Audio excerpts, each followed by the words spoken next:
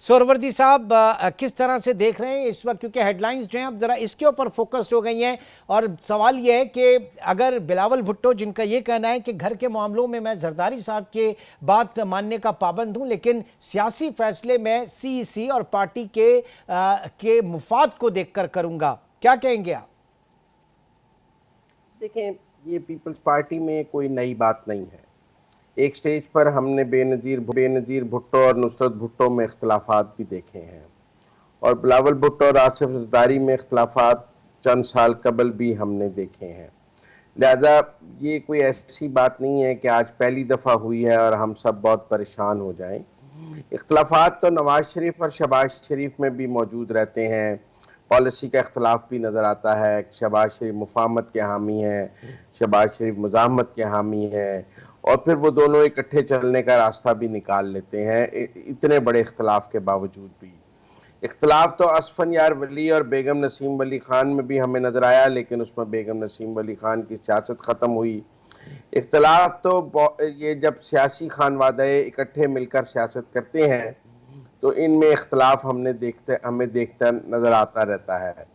लेकिन आसिफ जरदारी और बिलावल भुट्टो का इख्तलाफ दिलचस्प भी होगा, क्योंकि आसिफ जरदारी जो हैं वो प्रो एस्टेब्लिशमेंट सियासत करने के हामी हैं, और अगर इस वक्त बिलावल भुट्टो कोई मुज़ाहमती सियासत का मूड बना रहे हैं और उनके ख्याल में उन्हें ऐसी सियासत इस वक्त करनी चाहिए जिसके लिए को ग्राउंड पे जगह मौजूद है पीटीआई के माइनस होने के बाद, तो उन्हें बहुत देखभाल कर कदम उठाना होगा। फर्ज कर लें 90 दिन के इलेक्शंस का मामला है, उनकी पार्टी के वज़ीर आला मुराद अली शाह ने सीसीआई में नई मर्दमशुमारी को वोट डाला हुआ है। क्या वो मुराद अली शाह को सैक कर देंगे और कहेंगे कि वो वोट भी मेरी मर्जी के बगैर डाला गया था?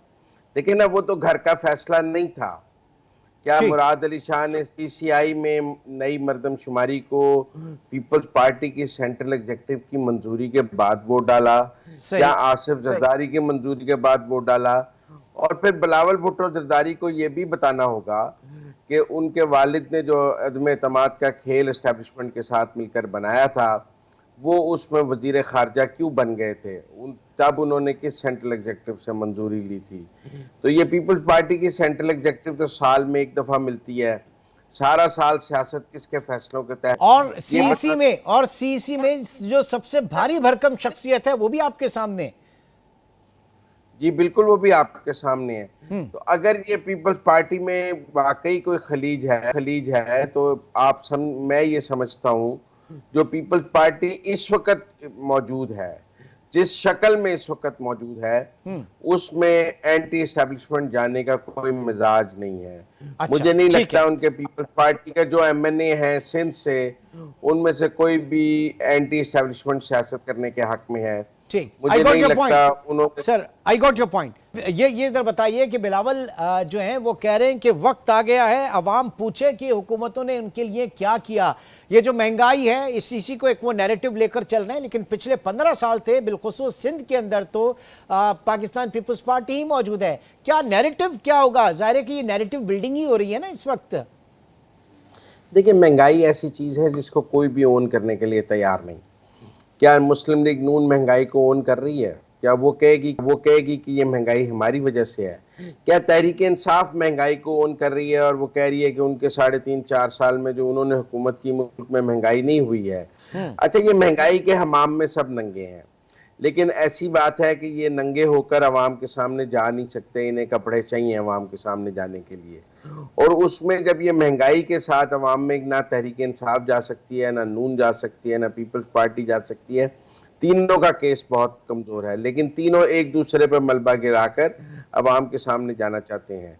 ये अब अवाम ने फैसला करना है कि वो महंगाई का ज्यादा जिम्मेदार तहरीक इंसाफ को समझता है, पीपल्स पार्टी को समझता है, या नून लीग को समझता है। लेकिन बहरहाल महंगाई एक वजह है जो अगले इलेक्शंस में वोटर के ज़हन में होगी, और वोटर ने उसको सामने रखकर फैसला करना है। और ये सब जमातों को समझ है कि वोटर ने महंगाई को सामने रख के फैसला करना है, लिहाजा खुद को महंगाई से जितना दूर कर लेंगे वोटर के उतने करीब कर लेंगे। ओके।